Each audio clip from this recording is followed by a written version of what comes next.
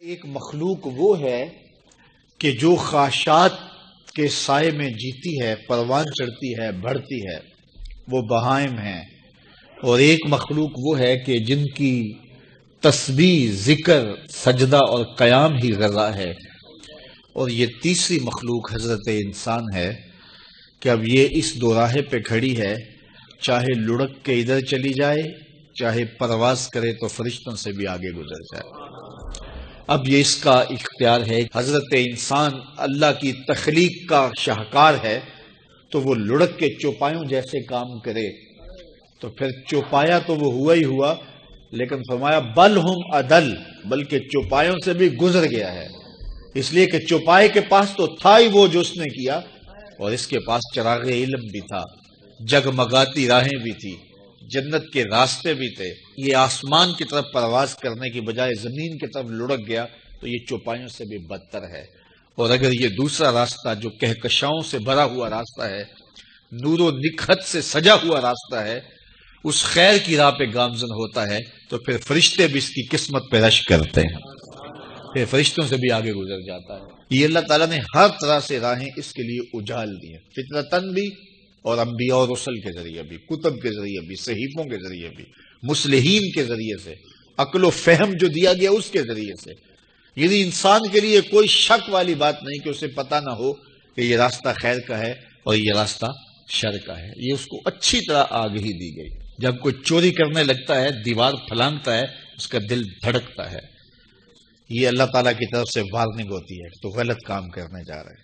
جب کوئی ڈاکہ مارنے لگتا ہے، ناکہ لگا کسی کو روکتا ہے تو اس کا دل ڈرتا ہے کہ تو جرم کر رہا ہے۔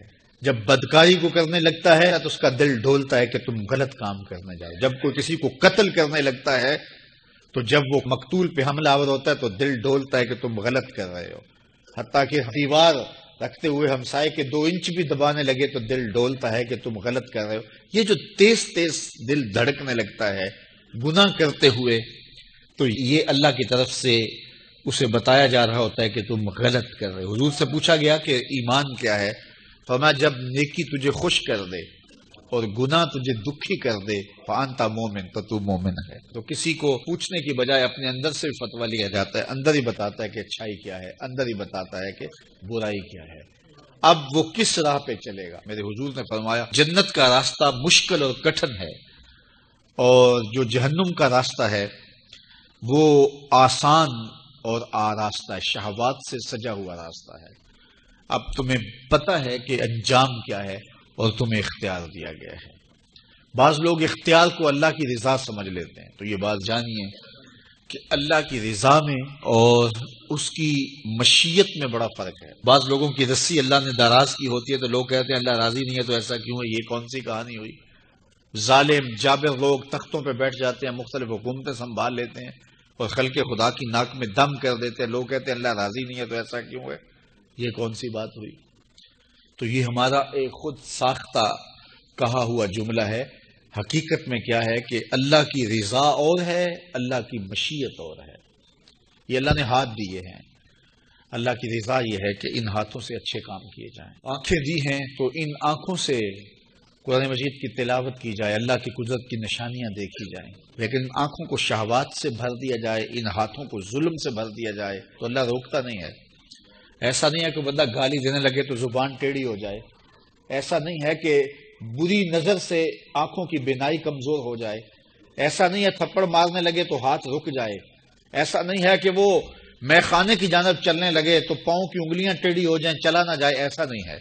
یہ اللہ کی مشیت ہے، اس نے قدموں میں طاقت رکھ دی، جدھر جانا چاہیں جائیں، اس نے اختیار بھی دیا ہے، لیکن یہ اس کا دیا گیا اختیار ہے، یہ اس کی مشیت ہے، لیکن اس کی رضا یہ ہے کہ یہ قدم اٹھیں تو مسجد کی جانب جائیں، یہ قدم اٹھے تو دکھیے کی مدد کے لیے جائیں، رزق حلال کمانے نکلیں، یہ زبان بولے تو قرآن کی تلاوت کرے، یہ لب کھلیں تو احادیث رسول کے نغمے ہوں، خیر خواہی کے کلمات ہوں، مخلوق خدا کی بہتری کی بات ہو۔ لیکن اگر کوئی گالی گلوچ دینے لگ جائے تو اس سے اللہ کی رضا نہیں۔ اللہ نے اعضاء بنا دیے اور اللہ نے انسان کو خیر و شر کی تمیز دے دی، اچھائی اور برائی کا پتہ دے دیا، اب اس کی مرضی ہے کہ وہ کدھر نکلتا ہے۔